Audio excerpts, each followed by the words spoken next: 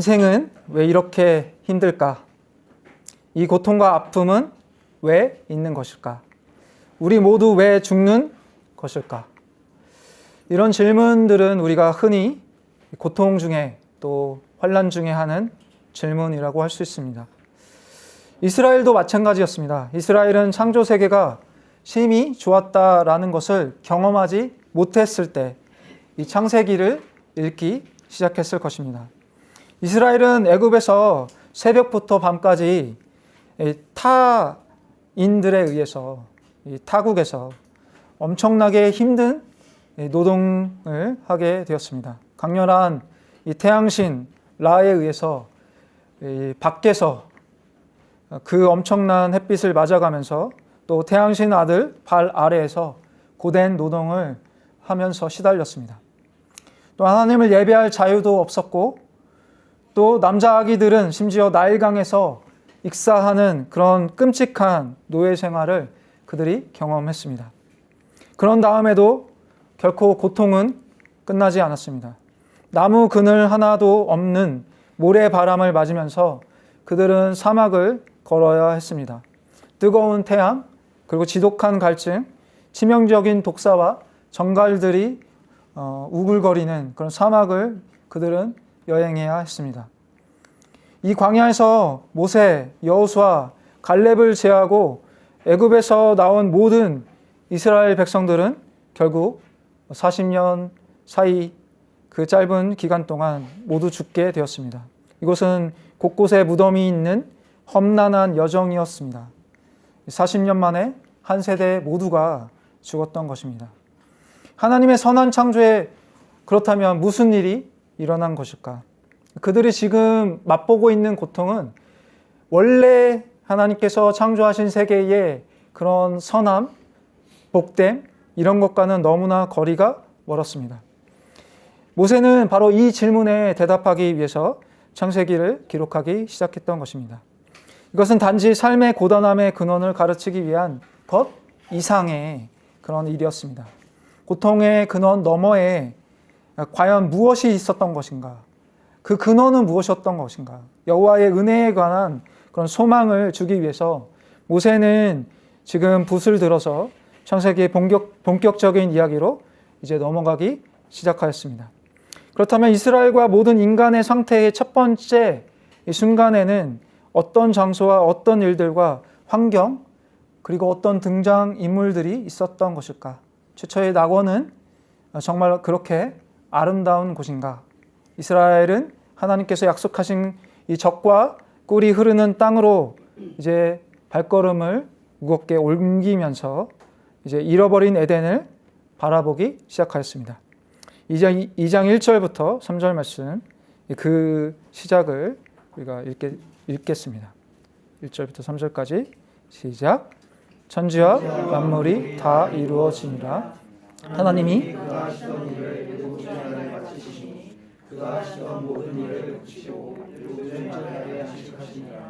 하나님이 그 일곱째 날을 복되게 하사 거룩하게 하셨으니 이는 하나님이 그 창조하시며 만드시던 모든 일을 마치시고 그날에 안식하셨음이니라.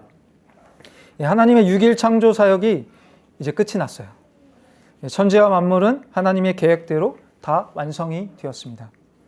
그래서 빅터 해밀턴의 말대로 서문의 분위기가 이 마무리 장면에서 다시 등장합니다. 어떤 활동도, 어떤 소리도, 어떤 대화도 지금 없습니다. 하나님이 우주의 캔버스에 계획하신 모든 일이 이제 제자리를 잡았던 것입니다. 일곱째 날에 두드러진 특징은 그래서 우선 다른 날들과는 달리 이날의 숫자가 3번 적시되고 있는데 이는 다른 모든 날보다도 특히 이날의 중요성을 잘 나타내주고 있습니다. 3이라는 숫자가 완전수잖아요. 그리고 7이라는 숫자도 완전수이잖아요.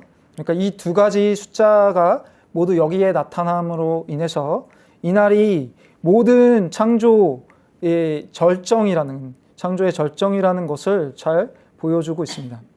사실 창조의 6일째가 이 창조물의 절정이라면 7일은 모든 창조의 날의 이 절정이라고 해도 그러니까 과언이 아닌 것입니다.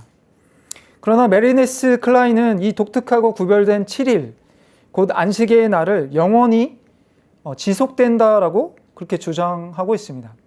많은 일부 학자들도 이 7일째에 그런 모든 것이 다 끝난 것이 아니라 이 7일은 계속해서 이제 완성이 되기 위해서 영원히 지속된다라는 그런 주장을 하고 있습니다. 들어보세요. 하나님의 안식일 휴식은 하나님의 하늘 보좌가 있는 우주적 신전이자 궁으로 하나님이 들어가신 것이다. 그것은 창조 사역의 완성을 기념하며 하나님의 처음 되심 뿐 아니라 마지막 되심 또한 계시한다. 이 안식일의 통치는 그 끝을 모른다. 따라서 일곱째 날에는 저녁이 되고 아침이 되니의 공식이 사라진다. 이날은 영원히 지속되고 신자들은 마침내 그 안식의 참여로 초대된다. 그러니까 일곱째 날이 끝나지 않았다. 그리고 영원히 지속될 것이고 그 영원한 안식으로 우리를 초청한다 라고 클라인 박사는 이야기하고 있습니다. 그러니까 신약의 그런 교리들을 이 구약으로 끌어와서 그렇게 해석하고 있는 것이에요. 그럼 일곱째 날은 정말 끝나지 않은 것인가? 클라인의 말대로 어떤 게 빠졌대요? 저녁이 되고 아침이 되니 라는 공식이 빠졌대요. 이게 나를 종결하는 그런 어떤 공식이잖아요. 하지만 이스라엘의 히브리어 학자 샬롬 바울은 이 생략은 점강적인 절정의 결론에 도달했을 때 고정관념적인 패턴이 해체되는 예다. 그러니까 쉽게 말해서 일곱째 날의 절정을 강조하려고 후렴구를 의도적으로 생략한 것이라고 그렇게 말하고 있습니다. 또한 앤드류 스타인먼도 마찬가지로 후렴구가 없는 것은 이날을 차별화하고 그 거룩함을 강조하는 문학 장치라고 지적하고 있습니다.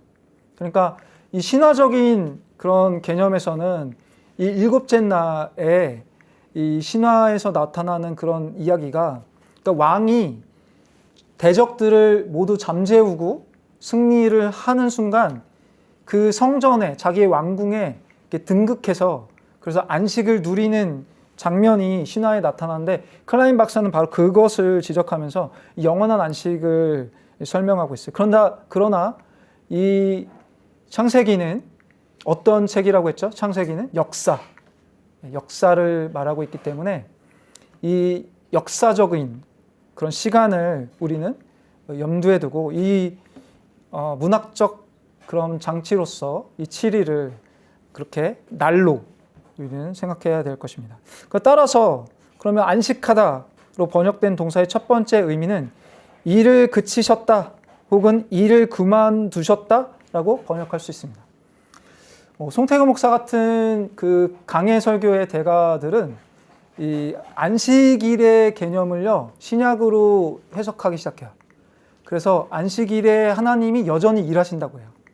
또 7일째 끝마쳤다라고 얘기하는 게 이게 좀 애매한 그런 문법이기 때문에 하나님께서는 7일까지 일하셨고 그 다음에 멈추셨다라고 그렇게 해석하기도 해요. 그러니까 하나님 끊임없이 일을 하신다는 그런 표현으로 이 말씀을 해석하기 시작해요. 하지만 이 말씀을 우리는 어떻게 받아들이고 있어요? 바로 십계명을 통해서 더 잘 이해하고 있지 않아요? 이 날은 어떤 날이라고요? 첫 번째 의미가 이 샤바트라는 단어는 안식하다라는 말이 아니에요. 멈추다라는 뜻이고 일을 그만두셨다라고 번역할 수 있습니다. 그러니까 6일째까지 하시고 하나님은 7일째 때는 멈췄고 일을 그만두셨다는 거예요. 이게 무슨 함의를 가지고 있을까요? 하나님은 그런 송태근 목사의 말대로 계속 일을 하고 계신 분이세요? 우린 그렇다고 얘기할 수도 있겠죠. 하지만 일을 멈추셨다라는 이 말씀을, 성경을 우리는 진지하게 받아들이기 시작해야 돼요. 하나님은 피곤하시기 때문에 일을 멈추시지는 않았을 것입니다. 이게 필요 없죠. 피곤이. 이 말은 일주일간의 고된 노동으로 인한 피로를 고친다는 의미가 아닙니다. 오히려 성취의 즐거움, 완성의 축하를 의미하는 바로 그런 멈춤이라고 할 수 있습니다. 일의 중단은 하나님이 심히 좋았더라라고 판단하신 이 완성된 피조물에 대한 하나님의 기쁨과 즐거움을 특징으로 하는 그런 안식을 의미하는 것입니다. 이 창조의 면류관인 하나님의 자녀 아담과 하와도 이 하나님의 창조 사역을 기뻐해야 하는 것이고, 그리고 그들은 하나님의 안식에 참여하여 이 기쁨을 하나님과 나누는 그 날이 바로 이 7번째 날이라고 할 수 있는 것입니다. 이와 대조적으로 에누마 엘리시 신화와 아하트라시스 신화는 모두 신들이 인간을 창조한 후에 휴식을 하기 시작합니다. 인간에게 매일 땅을 유지하는 고된 일을 시키고, 신들은 이제 덜 힘든 관리하는 일을 하는 거죠. 그러니까 관리하면서 자유롭게 지내는 휴식을 신들은 취하는 것이고, 신들이 편해질 수 있도록 신들의 일을 고되게 맡게 된 것은 인간인 것이죠. 인간이 쉬는 날이 아닌 거예요, 이 신화에서는. 하지만 하나님은 어떠세요? 이 쉬는 날을 만드셨다, 일을 중지하셨다라는 것이 바로 나중에는 안식일 계명으로 드러나고 있습니다. 또한 이와 함께 하나님의 창조 행위는 2번 반복해서 그의 일이라고 그렇게 묘사되고 있습니다. 그의 일을 개역개정에서는 뭐라고 하냐면 그가 하시던 일이라고 그렇게 표현하고 있어요. 구약에는 노동을 의미하는 단어가 2가지가 있어요. 하나는 멜라카라는 단어이고, 또 다른 하나는 아보다라는 단어예요. 아보다라는 단어는 좀 더 거친 노동을 의미합니다. 그러니까 잘 숙련된 그런 일을 하는 것을 의미하지 않아요. 대부분 인간의 노동을 설명하는 데 사용되고 있습니다. 반면에 멜라카라는 단어는 이 본문에서 사용된 하나님이 이 일을 하시던 일을 그치셨다라는 표현, 거기에 사용되는 단어예요. 이것은 숙련된 노동, 즉 장인이나 기술자가 수행하는 일을 가리키는 그런 단어입니다. 이것이 바로 하나님이 행하신 일의 솜씨와 또 전문적인 기술의 수준을 의미하는 단어로 사용되고 있습니다. 하나님은 그러니까 최고의 장인이자 예술가로 지금 모든 예술적인 일들을 이제 완료하시고, 예술가가 그러면 그 다음에 할 일이 뭐예요? 자신이 만든 바로 그 작품을 감상하며 그것이 얼마나 선하고 그것이 또한 얼마나 아름다운지를 이렇게 감상하는 것입니다. 또 찬송하는 것이죠. 이것은 단지 인간들도 마찬가지죠. 단순한 노예가 아니에요. 우리는 단순히 일을 하는 것이 아닙니다. 밥벌이를 위해서 일하는 그런 존재가 아닙니다. 그러면 그들은 바로 자신의 작품이 완성된 것을 감상하고 또 즐거워할 줄 아는 사람이라고 할 수 있습니다. 또한 안식의 날은 하나님이 만들어 놓으신 그 최고의 멜라카라는 그 노동을 우리가 지켜보면서 자신의 그 숙련되지 않은 아보다라는 노동을 멈추고 하나님의 완성된 이 피조 세계를 보며 또 하나님의 그 하나님의 완전한 그 선하신 일들을 보며 그분을 찬송하는 그런 날이 될 것입니다. 중세에서는 이 성경의 장을 구분하기 시작했어요. 그래서 지금 우리가 보는 것은 원래 그런 성경의 그런 장 구분이 아니에요. 성경은 장 구분이 없습니다. 중세에는 장 구분을 13세기 정도에 이제 하기 시작했고 1장과 2장을 나누기 시작했어요. 근데 1장은 1장 31절로 끝나지 않습니다. 바로 2장 1절에서 3절까지로 이제 한 단위로 되어 있어요. 이런 장절 구분은 그러니까 잘못된 거죠. 그러니까 우리가 성경을 읽을 때 이 장절 구분을 그렇게 보시면 안 돼요. 그러니까 한 단위로 이렇게 보셨으면 좋겠어요. 바로 이 창세기 1장부터 2장 3절까지가 바로 한 단위라고 할 수 있어요. 그래서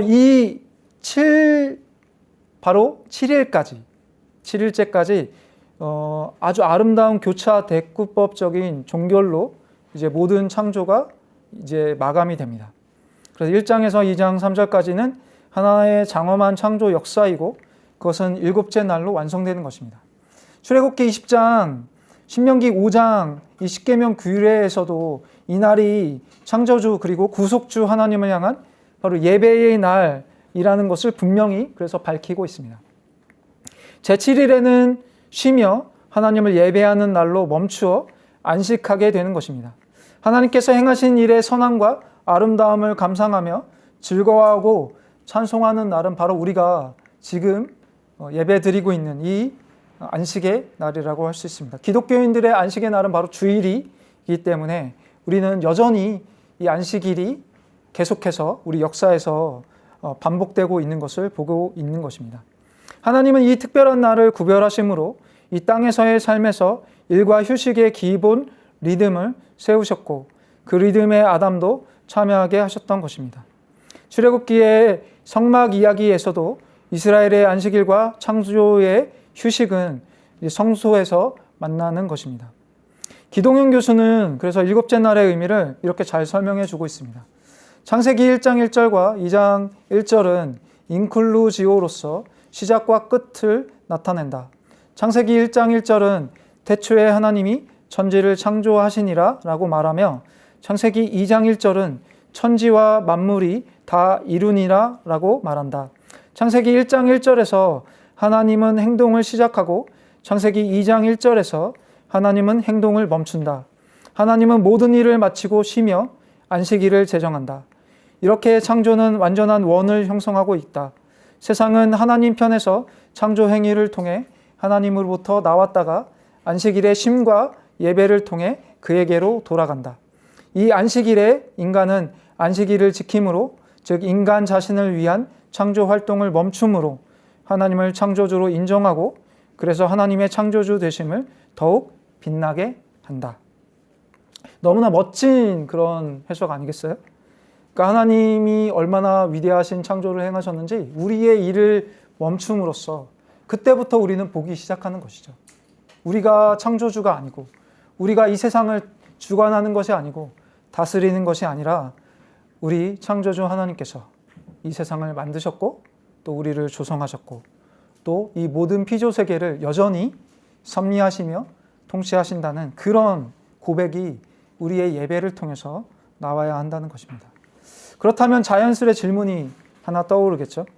우리의 주일, 곧 예배의 날에 우리의 거친 일들을 멈추고 하나님의 숙련된 일인 창조의 사역을 충분히 묵상하고 있는지 우리 자신에게 먼저 물어봐야 할 것입니다. 하나님께서 얼마나 선하시며 또 창조의 세계가 얼마나 아름다운지를 우리가 충분히 지금 찬송하고 있는지 우리 자신에게 먼저 물어봐야 하는 것이죠. 어떻게 보면 오히려 인간은 안식의 날에 추악한 일들을 벌이기 일쑤입니다. 마카비 시대에는 유대인들이 안식일에 무기를 들지 않는다고 해서 그들을 사륙했습니다. 어쩌면 지금도 마찬가지 아니에요? 우리가 안식의 날에 주일에 이렇게 예배드리고 하나님께 우리의 어떤 자원들, 시간, 또 우리의 역사, 또 우리의 어떤 물질들, 우리의 땀들 이런 것들을 하나님께 내어놓을 때 세상은 어때요? 그런 것들을 정복하기 위해서 오히려 우리보다 더 앞서서 우리 학생들이 공부를 지금도 해야 되는 순간에도 여전히 우리는 멈추고 하나님께 나아가잖아요. 그렇게 보면 우리는 세상 사람들에게 뒤처지는 것이겠죠. 또한 2차 세계대전에서는 일부러 유대인들의 안식일에 히틀러가 안식일을 지키지 못하도록 체포와 학살을 사용했어요. 또 김일성은 어땠죠? 6.25 때의 주일 새벽 바로 4시에 바로 우리가 방심하고 있을 때 한국 전쟁을 일으켜서 수많은 사람들을 잔인하게 학살했습니다. 우리의 일을 만약에 멈추지 않는다면 하나님의 안식에 참여할 수 없다는 것이 성경이 우리에게 말해주고 있습니다. 아무리 우리가 멋진 일을 수행한다고 하더라도 그것은 하나님의 창조의 일에 비하면 아무것도 아닐 뿐이라는 것을 우리는 예배를 통해서 고백하는 것입니다. 하나님은 최초로 자신의 영광을 위해 구별하여 떼어놓으신 대상이 바로 이 안식일이라는 것입니다. 다른 창조신들은 난폭한 혼란의 세력에 대해 자신의 승리한 표시로 신전을 짓지만 하나님은 대신에 안식의 날에 휴식을 제정하셨어요.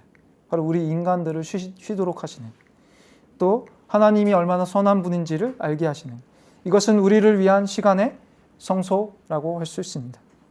그래서 이 날은 피조물이 아니라 날이 복을 받습니다. 이 복된 날을 거룩하게 지키는 자들에게는 그래서 하나님의 창조의 복이 약속되어 있는 것입니다.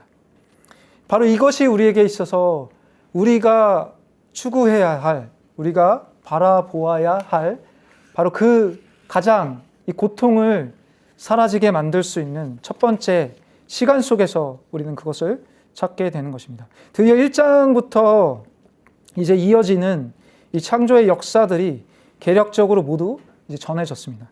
그러나 2장 4절부터는 다시 여섯 번째 날로 돌아가서 마치 슬로우 모션처럼 이제 인간에 대해서 아주 디테일하게 땅에 대해서 지금 초점을 맞추기 시작합니다. 새로운 역사가 이제 여기서 전개되는 것입니다. 4절 말씀 읽겠습니다. 시작. 이것이 천지가 창조될 때에 하늘과 땅의 내력이니 여호와 하나님이 땅과 하늘을 만드시던 날에. 이건 시간적인 순서는 아니에요. 제가 역사라고 이야기했지만 시간적인 순서가 아니기 때문에 다시 6일째로 우리는 돌아가는 것이에요. 이제 더 자세히 보여주는 거죠. 이야기가 새로운 단원으로 접어들게 되는데 창세기는 10개의 이 단원으로 구성되어 있습니다. 10개. 10이라는 그런 숫자가 무엇을 의미한다고 했죠? 완전수, 이것도. 3도 완전수고요. 7도 완전수고요. 바로 10도 완전수예요. 그래서 10개의 단원으로 구성되어 있는데 그 단위를 구별하는 핵심 단어가 여기서 나타나요. 바로 내력이니, 하늘과 땅의 내력이니 할 때 그 내력이니, 그러니까 역사이니 그런 뜻인데 톨레도이라는 그런 용어예요. 창세기에는 완전수인 10의 10가지의 톨레도시 있습니다. 그렇게 구성되어 있어요. 그러니까 이 톨레도를 찾으면 이 창세기 구조 10가지를 여러분들이 바로 파악할 수 있는 그런 구조로 되어 있어요. 그러니까 의도적으로 이렇게 이 톨레도시라는 용어를 사용하고 있는 것입니다. 창세기에는 완전수, 바로 이 10개의 톨레도스로 구성되어 있는데 우리말로 다음과 같이 다양하게 번역될 수 있습니다. 주로 이들은 뭐뭐뭐의 족보다, 또는 이들은 뭐뭐뭐의 내력이다, 또는 이것은 뭐뭐뭐의 계보이다. 그러니까 족보나 계보, 역사, 내력 이런 표현이 그렇게 톨레도시라는 단어예요. 이렇게 톨레도는 산출된 것 아니면 결과를 의미하는 것이에요. 저자는 톨레도 단위 10개를 통해 그러니까 이스라엘의 뿌리, 바로 그 족보를 애굽의 그 노예 생활에서부터 에덴에 있는 아담과 하와까지 거슬러 올라가서 지금 추적하고 있는 거예요. 그러니까 창세기는 족보 이야기예요. 여러분들이 마태복음에서도 그렇고 누가복음에서도 그렇고 족보 이야기가 나오잖아요. 왜 그렇게 족보에 이 성경이 집착하나라는 것은 창세기에서부터 바로 그 연원을 추적할 수 있어요. 바로 그 뿌리를 추적하는 거예요. 그 뿌리를 찾는 거죠. 그래서 그 뿌리에서부터 모든 것들, 모든 문제들, 모든 하나님의 어떤 근원들, 그 원인들을 찾아낼 수 있도록 하는 것이 바로 이 창세기의 목적이라고 할 수 있는 것입니다. 그러니까 바로 이 2장 4절부터 그 뿌리를 보여주는 거예요. 근데 독특하게 이것은 사람의 족보가 아니고 그 내력, 창조의 어떤 내력을 이야기하고 있습니다. 첫 번째 톨레도는 7날 동안 좋은 왕국을 창조하신 그 왕국에 무슨 일이 일어났는지를 보여주는 이야기라고 할 수 있습니다. 그리고 그 중심에는 땅과 또 후손에 관한 역사가 들어 있습니다. 그래서 4절 마지막 부분에서는 하늘과 땅의 순서가 아니라 땅과 하늘이라고 하면서 초점이 땅임을 분명히 하고 있습니다. 순서가 바뀌잖아요. 항상 하늘과 땅이 먼저 나와요. 하늘이 먼저 나오고 땅이 나중에 나오는데 4절 마지막에 보면 땅과 하늘을 만드시던 날에 라고 그렇게 표현하면서 땅을 먼저 그렇게 기록하고 있습니다. 그래서 땅이 초점임을 분명히 하는 거죠. 창세기 저자는 세상과 족장들과 함께 하신 하나님의 역사에 초점을 맞추고 있는 것입니다. 따라서 창세기 이야기의 장르는 구속사 이야기라고 부를 수 있어요. 이제 그 구속사를 열어젖힐 차례가 된 것이죠. 5절 말씀 읽겠습니다. 시작. 여호와 하나님이 땅에 비를 내리지 아니하셨고 밭에는 채소가 나지 아니하였으며. 이 너무나 익숙한 이제 이야기가 등장하는데 그 첫 번째 부분은 첫사람 아담을 어떻게 만드셨는지 그 배경을 이제 보여주고 있어요. 그리고 어디에 두셨는지를 이제 서술하려고 지금 하고 있습니다. 가장 중요하게 주목할 점은 용어의 변화라고 할 수 있습니다. 단어가 변화됐어요. 지금 여기서 뭐가 변화됐어요? 바로 주어가 바뀌고 있습니다. 1장에서 그리고 2장 3절까지가 한 단위라고 했잖아요. 2장 3절까지는 주어가 누구로 되어 있어요? 바로 하나님, 엘로힘으로 되어 있습니다. 그런데 2장 4절부터는 바로 어떻게 바뀌고 있어요?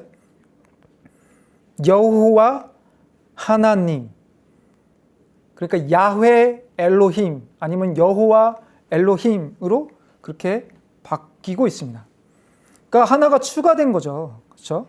무려 35번이나 1장부터 2장 3절까지 등장했던 하나님이라는 엘로힘이라는 단어가 지금 2장 4절부터는 앞으로 20번, 20번이나 여호와 하나님으로 바뀌고 있습니다.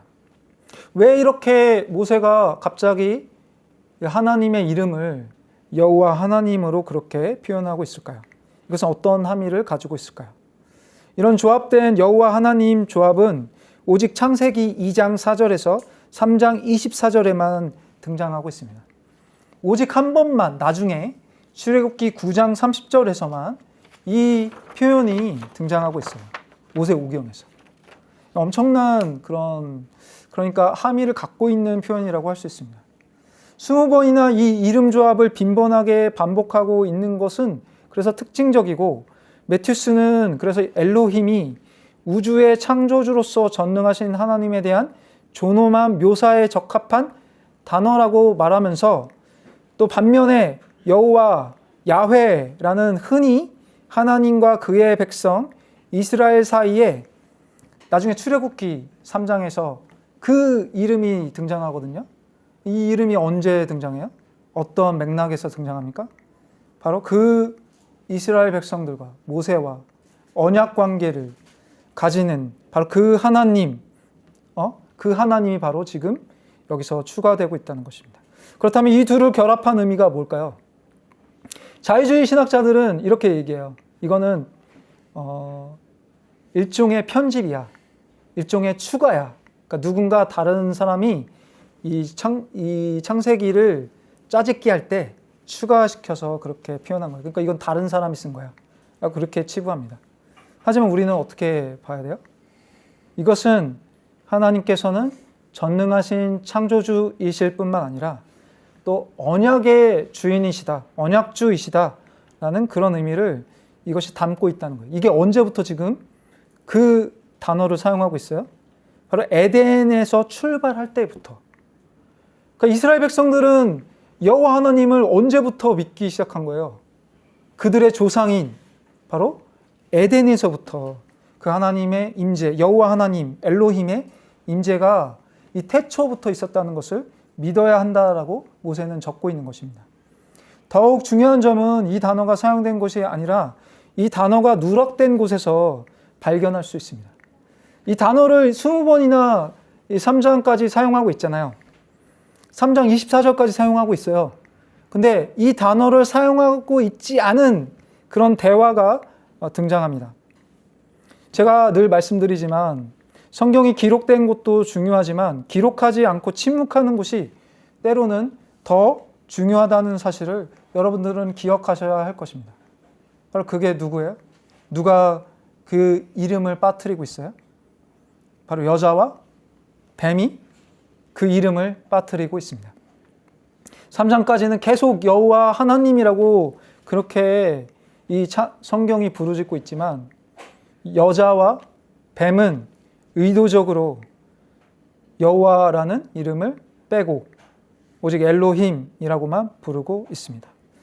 제가 엘로힘에 대한 의미를 여러분들에게 말씀드렸지만 이거는 하나님, 그러니까 전능하신 그 창조주를 말할 수도 있는 단어지만 단순히 그냥 신 아니면 신들이라는 표현을 사용할 수도 있어요.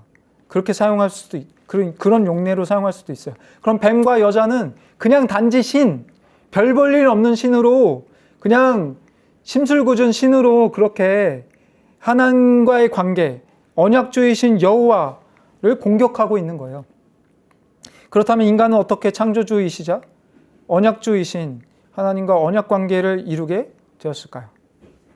바로 그것은 출애굽기에서부터 시작되는 것이 아닙니다. 우선 첫사람 아담의 창조부터 자세히 그것이 설명되고 있습니다. 주어는 바로 여호와 하나님이에요. 인간은 땅을 갈 사람이라고 그렇게 설명됩니다. 하나님에 의해서. 땅을 일구어 채소를 자라게 하기 위해서는 농부의 노동력이 필요하다는 것입니다. 그러니까 첫사람의 직업이 뭐예요? 농부예요, 농부. 그리고 이 농부의 노동력은 무엇이 필요한 거예요? 그냥 단순히 일만 하면 돼요? 지금 뭐가 없어요? 비가 아직 없대요. 그럼 비는 누가 내리시는 거예요? 사람이 내리는 것이 아니라 하나님이 내리시는 것입니다. 인간은 땅을 일구어서 작물을 가꾸게 될 것이고 하나님은 비를 내리시고 물을 공급하셔서 그렇게 이 인간의 언약 관계가 시작되는 것을 여러분들은 보고 있는 것입니다. 그러나 이것은 어려운 일이거나 고통스러운 일은 아니에요. 우리가 농사를 짓는 것은, 농사를 지어 보셨는지 모르겠어요. 농사를 지으면 얼마나 힘들어요? 땡볕에 나가서 하루 종일 새벽부터 농사일을 하는 것이 어떻게 보면 가장 힘든 일일 수 있어요. 그런데 여기서는 전혀 그런 뉘앙스가 없습니다. 언약 관계를 맺고 언약을 수행하는 것은 그래서 선하고 의롭고 거룩한 본성에 합치되는 그런 일이었습니다. 또 하나님의 형상의 핵심은 지식과 의와 거룩함이라고 신약은 우리에게 보고하고 있습니다. 인간은 충분한 자원을 지금 공급받는 거예요. 그리고 능력을 받았죠. 그래서 충분히 농사를 지을 수 있어요. 농사가 정말 제일 어려운 일이에요. 사실 실제로 해보면. 이제 농사를 져봤거든요. 네.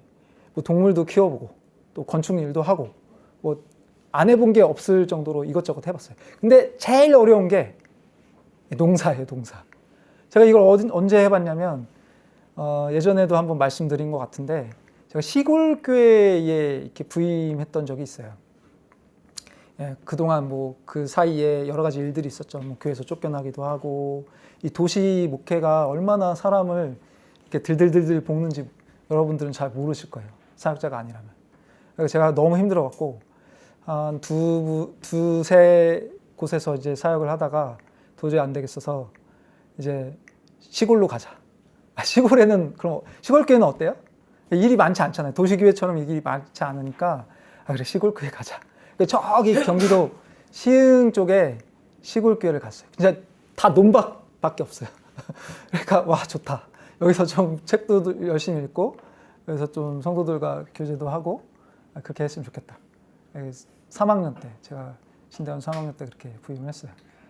근데 문제가 뭐냐면 시골 교회 갔더니 이제 시작부터 농사를 짓기 시작해요. 일주일에 제가 4일 동안 농사를 졌어요.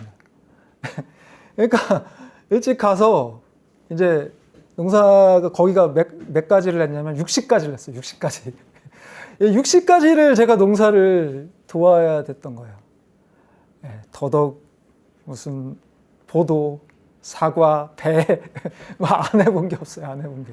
거기다가 이렇게 뭐 그라목선이라고 농약도 이렇게 쳐요. 그냥 마스크도 안 쓰고 쳐요. 제가 그래서 농사라고 하면 진짜 학을 떴습니다. 그리고 제가 예전에 말씀드렸지만 거기는 동물도 키워요. 그래서 토끼를 키우는데 제가 농사를 잘 모르니까 풀을 베서 주라고 하는데 옆에 그래 풀 있으니까 베서 줬어요. 토끼가 너무 잘 먹는 거죠. 예전에 말씀드렸잖아요. 이 풀이 뭐예요? 더덕이잖아요. 더덕. 더덕이 뭔지 몰랐습니다. 제가. 그러니까 그 더덕을 다 캐서 토끼한테 주니까 토끼가 미친 듯이 먹더라고요.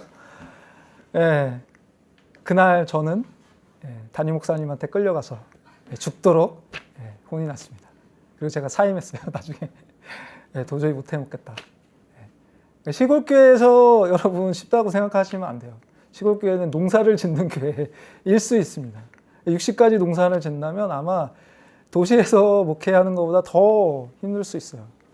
그러니까 농사가 얼마나 힘든 일이에요. 정말 지혜가 필요한 일이고 이 풀이 무슨 풀인지 알아야지 그거를 동물한테 안 줄 수 있는 거 아니겠어요? 그러니까 이 농사 첫 아담이 이 농부를 하는 것은 얼마나 이 아담이 지혜롭고 또 그 능력이 있으며 그 피조 세계를 가꿀 수 있는 힘이 있는지를 잘 보여주는 그런 직업이라고 할 수 있어요. 또 하나님이 얼마나 또 아담과 협력을 해서 이 피조 세계를 가꾸실 수 있는지 그거를 언약 관계로서 보여주는 것입니다. 바로 그런 무대가 될 수 있고 섬길 수 있는 자원과 능력이 충분히 여기서 공급되고 있는 거예요. 벨직 신앙 고백서는 10장에서 이 첫 문장에서 이렇게 고백하고 있습니다. 우리는 하나님이 땅의 흙으로 사람을 창조하시고 그분의 형상과 모양에 따라 사람을 선하고 의롭고 거룩하게 하며 또 모든 일에서 하나님의 뜻을 수행할 수 있는 존재로 만들고 조성하셨음을 믿습니다. 그러니까 충분히 뜻을 수행할 수 있는 그 능력이 주어졌다는 것입니다. 그러한 배경을 뒤로 하고 이제 이야기는 조심스럽게 하나님께서 인간을 창조하신 일을 서술하고 있습니다. 6절에서 8절 말씀이죠. 읽겠습니다. 시작. 안개만 땅에서 올라와 온 지면을 적셨더라. 여호와 하나님이 사람을 지으시고 생기를 그 코에 불어넣으시니 사람이 생명이 되니라. 여호와 하나님이 동방의 에덴에 동산을 창설하시고 그 지으신 사람을 거기 두시니라. 여호와 하나님은 땅의 흙으로 사람을 이제 지으시기 시작합니다. 물론 1장에서 하나님이 하나님의 형상대로 이렇게 지으셨다라고 말씀하셨는데 여기서는 조금 더 자세하게 사람의 어떤 재료가 무엇인지를 보여주고 있습니다. 흙이라는 단어는 히브리어로 아다마라는 단어예요. 또 사람이라는 단어는 아담이라는 단어. 이게 사람으로 쓰일 때도 있고 또 아담이라는 고유명사로 이름으로 사용될 때도 있어요. 근데 되게 재밌죠. 두 가지 그 단어가 발음이 같잖아요. 그렇죠? 아담. 그렇죠? 그러니까 이거는 일종의 워드 플레이라고 할 수 있어요. 말놀이. 그러니까 말 장난이라는 거죠. 그런 방식으로 사람의 본질이 무엇인지를 흙이라는 것을 보여주는 그런 표현이에요. 근데 이 사람은 어떻게 진정으로 사람이 되었어요? 바로 생기를 그 코에 불어 넣으심으로 여호와 하나님이 생기를 그 코에 불어 넣으심으로 그렇게 사람이 되었다라고 성경은 말하고 있습니다. 이게 굉장히 중요한 부분이죠. 그렇죠? 이름들은 표식일 뿐만 아니라 존재나 사물의 본질과 성격의 핵심을 나타내는 상징이기 때문에 그 비슷한 아다마라는 단어는 매우 중요해요. 그러니까 이 아다마로 사람이 만들어졌는데 이 흙으로 만들어졌다라는 것은 누구에게도 어떤 존재에게도 적용이 돼요? 짐승에게도, 땅의 생물들에게도 흙으로 만드셨다라고 그렇게 말씀하고 있어요. 그러면 짐승이나 사람이나 똑같은 존재 아니겠어요? 어떻게 보면 재료가 같으니까. 근데 사람이 사람 되도록 만드는 건 뭐예요? 땅은 사람의 유람이며 그의 거처이고 그의 무덤이잖아요. 그런데 짐승과 중요한 차이는 생기예요, 생기. 그거를 누가 불어넣으셨죠? 여호와 하나님이 불어넣으셨대요. 직역하면 생기는 하나님의 호흡 또는 콧김을 불어넣으셨다라는 그런 표현이에요. 그러면 하나님께서 사람에게 주신 생명에 이것이 적용되는데 오직 사람에게만 적용돼요. 동물에게는 생기를 불어넣으셨다는 표현이 전혀 사용되지 않습니다. 이 생기의 역할도 중요하죠. 생기를 불어넣으시니까 사람이 뭐가 됩니까? 생령이 돼요. 생령. 그러니까 살아있는 영이 되는 거예요. 살아있는 존재라고 그렇게 직역할 수 있을 것입니다. 즉, 이 생령은 암시적으로 죽은 자와 대조되는 거예요. 사람은 죽으면 어떻게 돼요? 그러면 살아있는 영이 아니에요. 살아있는 존재가 안 되는 거죠. 죽어버리는 거잖아요. 근데 지금 이 살아있도록 만드는 그런 방식이 뭐예요? 마치 이거는 입맞춤의 방식이에요. 그러니까 이 근동 지방의 어떤 인사법이 뭐예요? 입맞춤. 서양 사람들의 그런 인사법이 뭐예요? 입맞춤이에요. 그런 입맞춤 같은 얼굴을 맞대는 친밀함, 그런 것들이 여기에서 그려지고 있습니다. 그걸 의도한 거예요. 사실 하나님이 폐가 있으세요? 그래서 숨을 쉬어갖고 코에다 불어넣으실 수 있어요? 신인 동용론적 표현이라고 그렇게 볼 수 있습니다. 물론 그런 표현이지만 어쨌든 이 표현이 어쨌든 하나님의 생기를 불어넣어서 호흡을 불어넣어서 마치 인공호흡처럼 그렇게 사람이 살아있는 존재가 되었다는 그런 말이에요. 이렇게 지으신 사람을 하나님은 동방에 어디에 두세요? 에덴 동산에 두십니다. 에덴은 그것의 동음이여 즐거움, 기쁨을 의미하는 그런 단어였습니다. 그러니까 하나님은 지금 즐거운 일을 하고 계세요. 친밀하게 마치 입맞추심을 통해서 사람을 그렇게 만드시고 또 그 사람을 기쁨이 넘치는 에덴이라는 곳에 지금 두고 계십니다. 에덴의 풍요는 그래서 9절에서 14절까지 이 말씀에서 잘 드러나고 있습니다. 9절에서 14절 말씀 읽겠습니다. 시작. 여호와 하나님이 그 땅에서 보기에 아름답고 먹기에 좋은 나무가 나게 하시니 동산 가운데에는 생명나무와 선악을 배하는 나무도 있더라. 강이 에덴에서 흘러나와 동산을 적시고 거기서부터 갈라져 내 근원이 되었으니 첫째의 이름은 비손이라 금이 있는 하을라 온 땅을 둘렀으며 그 땅의 금은 순금이요 그곳에는 베들리엄과 호마노도 있으며 둘째 강의 이름은 기온이라 구스 온 땅을 둘렀고 셋째 강의 이름은 히데겔이라 아수르 동쪽으로 흘렀으며 넷째 강은 유브라데더라. 자, 지금 동산을 이루는 두 개의 구성 요소들이 등장하고 있죠. 나무들과 강들이 바로 그것입니다. 유명한 그런 두 개의 강이 등장하고 있죠. 히데겔은 이제 어떤 영어 성경에는 티그리스라고 되어 있어요. 그러니까 티그리스 강과 유프라테스 강을 지금 우리가 익숙하게 잘 알고 있죠. 근데 비손과 기혼은 좀 눈에 띄는 강은 아니에요. 이게 어디인지 잘 모릅니다. 어떤 학자들은 뭐 나일강이라고 얘기하기도 하고 어떤 학자들은 이 고대 이 근동 지방, 그러니까 이 중동 이스라엘 백성들이 있는 그 근처, 바로 그런 곳에서 아수르 이 근처에서 흐르는 뭐 위성 사진으로 찍어갖고 보면 뭐 예전에 흘렀던 흔적이 있는 그런 강이라고 이야기하기도 해요. 하지만 이런 것들은 별로 중요하지 않아요. 이것이 어디인지는 사실 그때 사람들은 어느 정도 이해할 수 있었지만 우리는 몰라도 사실은 상관이 없어요. 중요한 거는 하나님께서는 에덴에서 이 터져 나오는 풍부한 이 높은 지하수 면을 통해서 물을 땅에 공급하셔서 동산 전체가 농사 짓기에 아니면 거주하기에 가장 합당한 그런 오아시스를 만드셨다는 거예요. 지금 비는 내리지 않았다고 했잖아요.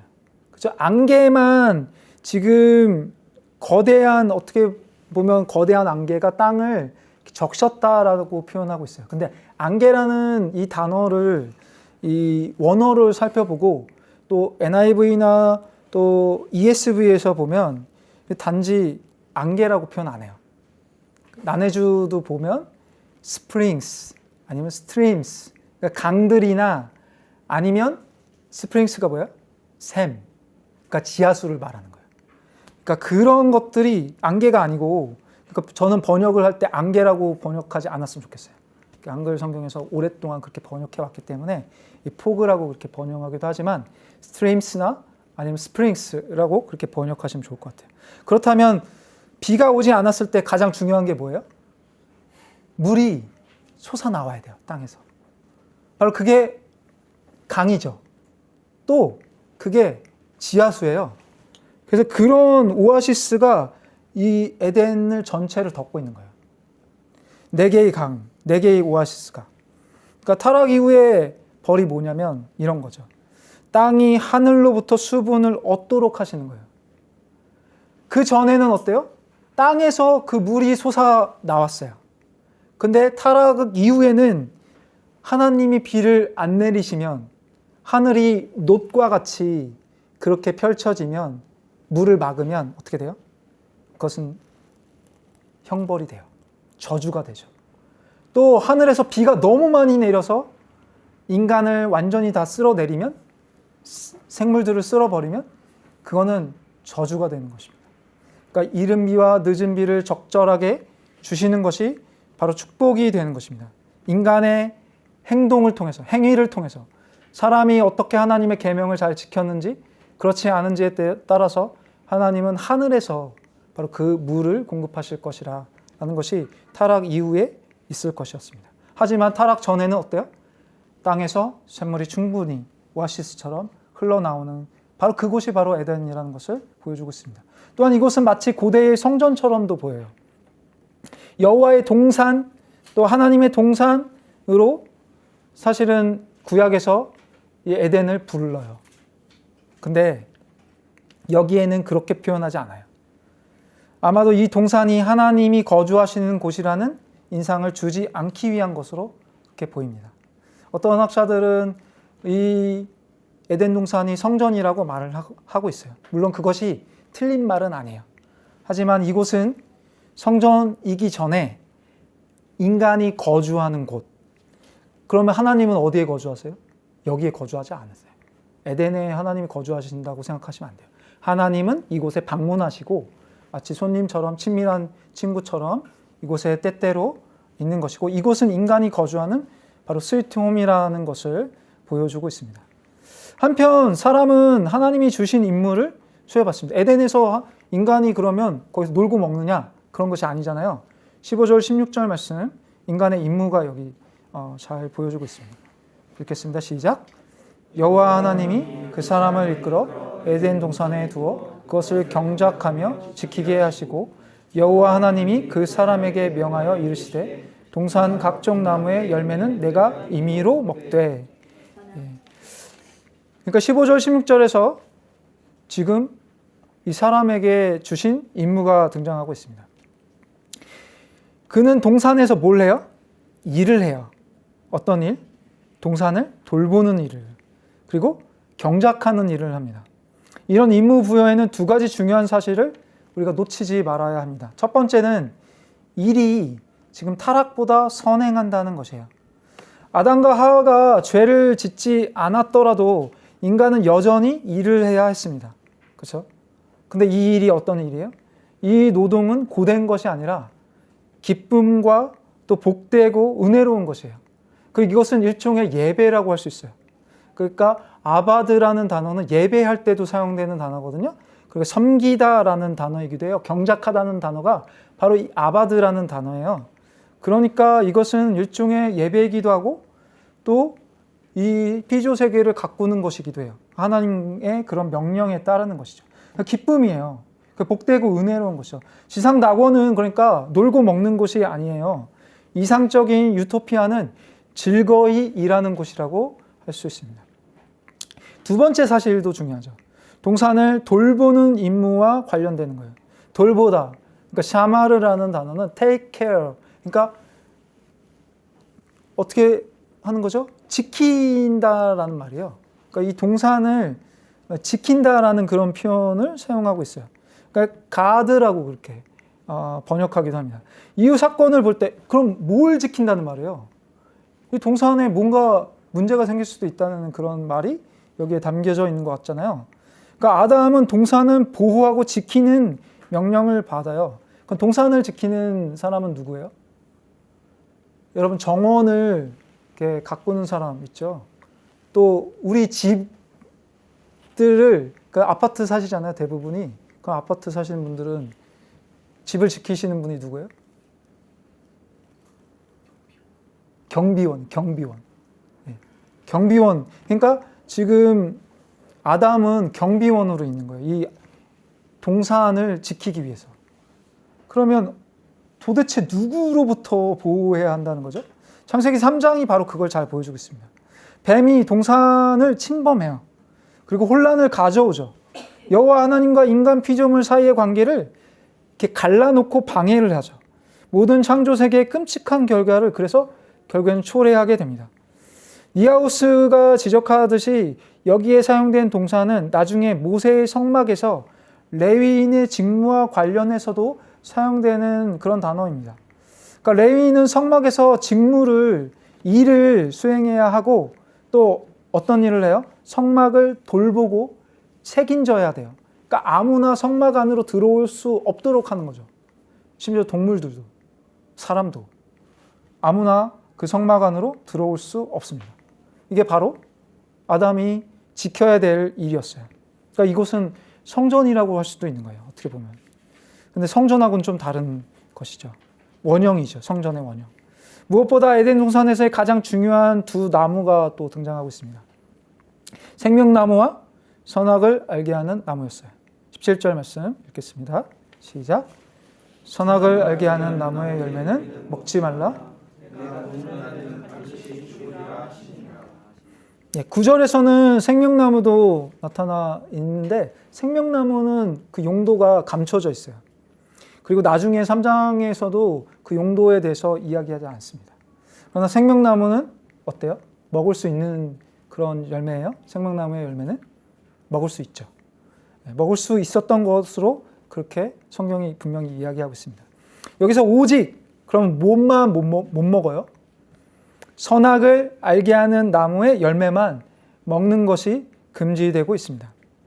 우리는 이 두 나무 앞에서 앞으로 더 주목해야 될 부분들을 보게 되겠지만 오늘 강조하고 싶은 것은 이 명령이 어떤 명령이냐는 거예요. 이게 어려운 미션이에요. 자, 제가 저희 아들한테 수많은 슈퍼마켓에 있는 간식을 다 사줘요. 그 중에 우리 아들에게 야, 너 소세지만 먹지 마. 이게 쉬운 명령이에요? 어려운 명령이에요? 어려워요? 소세지 너무 먹고 싶은 거예요? 이게 너무 쉬운 명령 아니에요? 그러니까 지금 이 명령은 너무나 자비로워요. 그리고 어려운 미션이 절대 아닙니다. 고통스럽지도 않아요. 쉬운 거죠. 단 하나야. 모세의 율법에는 수많은 율법이 있습니다. 그것을 지키기에는 인간이 너무나 능력도 부족하고 그들의 부주의함이나 그들의 그런 어떤 게 없어요. 그런데 이 단 하나의 그런 명령만 에덴에서는 주어지고 있습니다. 그러니까 여기가 어떤 곳이에요? 바로 낙원이라는 것입니다. 낙원이 낙원일 수 있는 것은 바로 하나님의 언약과 하나님과의 관계가 핵심이라는 것입니다. 하나님 그 정도로 자비롭게 그 인간에게 그렇게 하나의 명령만 내리고 계시고 나머지는 다 허락하고 계십니다. 그리고 그것은 풍부하게 완전히 물로 가득 차서 조금만 그들이 노력을 기울여도 열매를 맺을 수 있는 그런 낙원이었던 것입니다. 지루할 틈이 없는 바로 그런 곳이었죠. 바로 그곳이 에덴이었던 것이에요. 하나님께서는 그렇게 지금 첫사람과 언약을 맺으시며 언약적인 그런 바로 그 에덴 동산을 세우셨던 것입니다. 다만 이들은 자율성을 가진 존재가 아니라 단지 쉬운 하나의 명령만 지키면 되는 하나님이 기뻐하시는 자였고 하나님을 닮은 사람이었습니다. 더 이상 하나님처럼 될 필요는 없어요. 모든 것을 다 가졌잖아요. 그래서 이 쉬운 명령을 지키기만 하면 되었던 것입니다. 하나님을 의존하고 생명의 근원이 이에서 난다는 것을 인정하고 그분을 예배하며 또 따라서 열매는 마술적인 효력이 아닌 성례적인 성격을 가지고 있는 바로 그런 것이었습니다. 이제 결론을 맺겠습니다. 인생은 왜 이렇게 힘들까? 이 고통과 아픔은 왜 있을까? 우리 모두 왜 죽는 것일까? 이 대답에 대해서 니체는 이렇게 대답하고 있습니다. 고통은 삶에서 제거할 수 없고 행복만 추구하는 삶은 환상이라고 보았습니다. 오히려 고통은 성장의 재료가 될 수 있다고 말합니다. 나를 죽이지 못하는 것은 나를 더욱 강하게 만든다. 이게 누가 얘기한 거예요? 니체가 그렇게 얘기하고 있어요. 그러니까 어떻게 하란 말이에요? 고통을 당하라고요. 그 고통을 당하면서 그 고통을 극복하면 너는 진정으로 행복을 얻을 수 있어. 진정으로 너는 힘을 얻을 수 있어. 더욱 강하게 만들어주는 거야. 라고 그렇게 니체가 말하고 있습니다. 심지어 그는 이런 고통스러운 운명을 결국에는 사랑하라 라고 말해요. 그게 무슨 말인지 아세요? 우리 은섭이가 좋아하는 노래가 하나가 있는데 아모르 파티예요.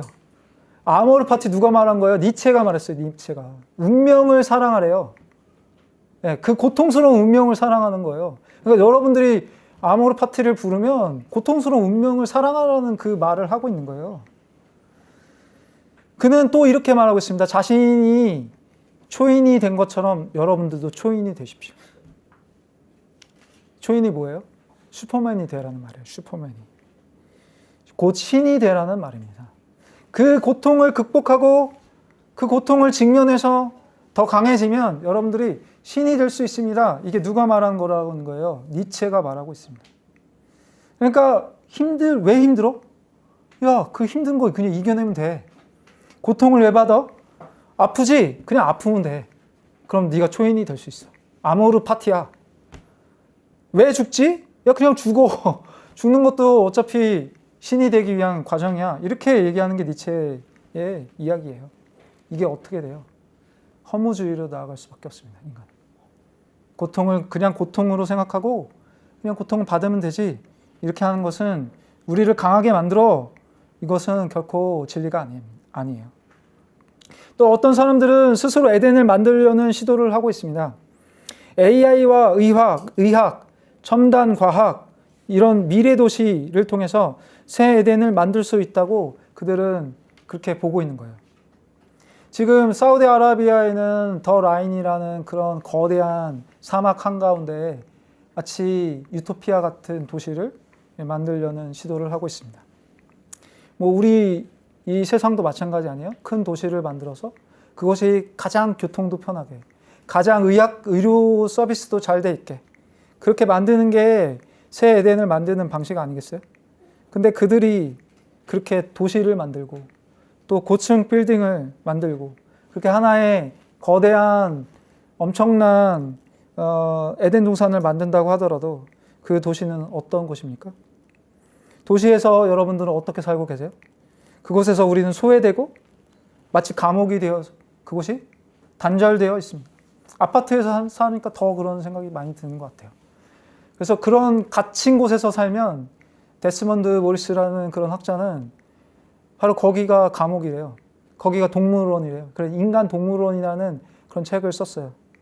인간은 자기 스스로 자유롭기를 원하지만 스스로 감옥에 갇히고 또 이런 도시를 만들어서 그 동물원에서 자기들이 살고 있는 거예요.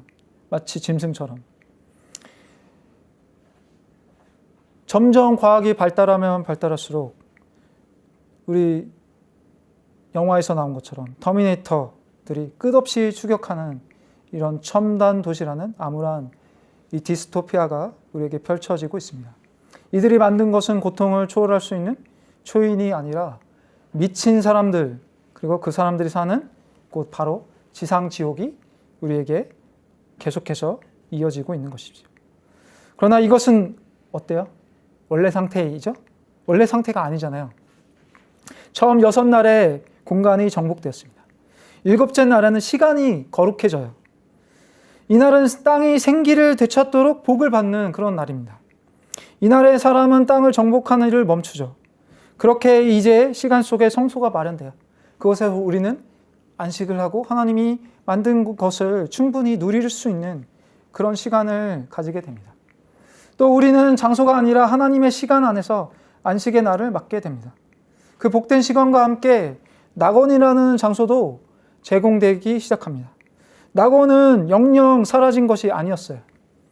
다만 최초의 족장들인 아담과 하와가 이곳에서 쫓겨났을 뿐이었습니다. 모세를 통해 계시된 에덴은 여전히 놀랍게 존재하며 하나님은 그 낙원으로 초청하실 것을 구약에서는 소망으로 예고하기 시작합니다. 이사야서 51장 3절 말씀은 이런 말씀이 있습니다. 나 여호와가 시온의 모든 황폐한 곳들을 위로하며 그 사막을 에덴 같게 그 광야를 여호와의 동산 같게 하였나니 그 가운데에 기뻐함과 즐거워함과 감사함과 창화하는 소리가 있으리라. 그리고 낙원의 그 소망과 기대와 약속은 드디어 완성되기 시작했습니다.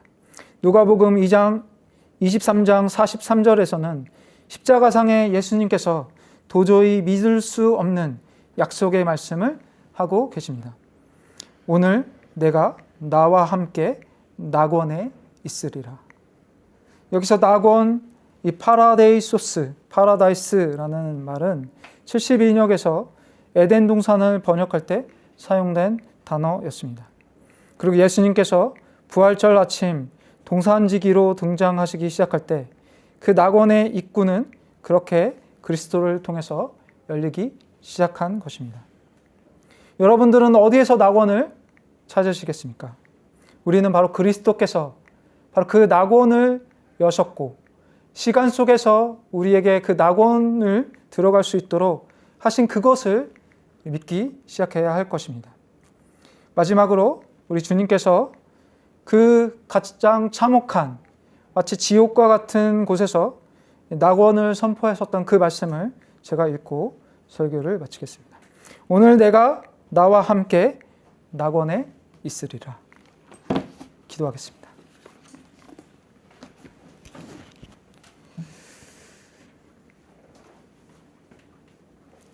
모든 것을 창조하시고 또한 모든 것을 구속하시며 또 완성하신 우리 삼위 하나님, 그 여호와 하나님의 그 놀라우신 이름이 이 놀라우신 사역을 완성하였고 또 그것이 나중이 아니라 처음부터 하나님께서 그렇게 가장 좋은 곳으로 가장 좋은 시간 속에서 하나님이 그렇게 하셨다는 것을 우리가 말씀을 통해서 보게 되었습니다. 우리의 고통과 우리의 아픔, 우리의 슬픔, 우리의 눈물이 이 땅에서 계속 이어지고 있고 우리는 마치 광야에 있는 이스라엘 백성들처럼 살아가고 있지만 오직 하나님께서는 이것이 원래의 상태가 아니라 우리가 소망해야 될 바로 그 에덴을 바라보라고 하셨사오니 우리의 진정한 에덴 되신 또 그 에덴을 창설하신 우리의 시간 속에서 역사 속에서 그리고 지금도 여전히 우리 가운데 그 에덴을 샘솟듯 그 물을 생명수의 물을 흘려보내고 계신 그 하나님의 그 그리스도의 놀라우신 말씀 속에서 우리가 그것을 발견하게 하시고 그 에덴을 통해서 하나님께 영광 돌리게 하시고 지금부터 그 낙원에 오늘 그 낙원에 그리스도와 함께 있게 될 것이라는 이 말씀이 결코 내일이 아니라 미래가 아니라 오늘 있을 것이라는 그 약속을 굳게 믿음으로 그 낙원을 우리가 누리며 어디에서든지 그리스도를 통해서 그리스도와 함께 그리스도 안에서 즐거워하는 자들 될 수 있도록 주님께서 함께하여 주시옵소서. 이 에덴 되신 예수 그리스도의 놀라우신 은혜를 우리가 날마다 누리며 감사하고 영광 돌리기를 간절히 소원하며 주 예수 그리스도의 이름으로 기도드립니다. 아멘.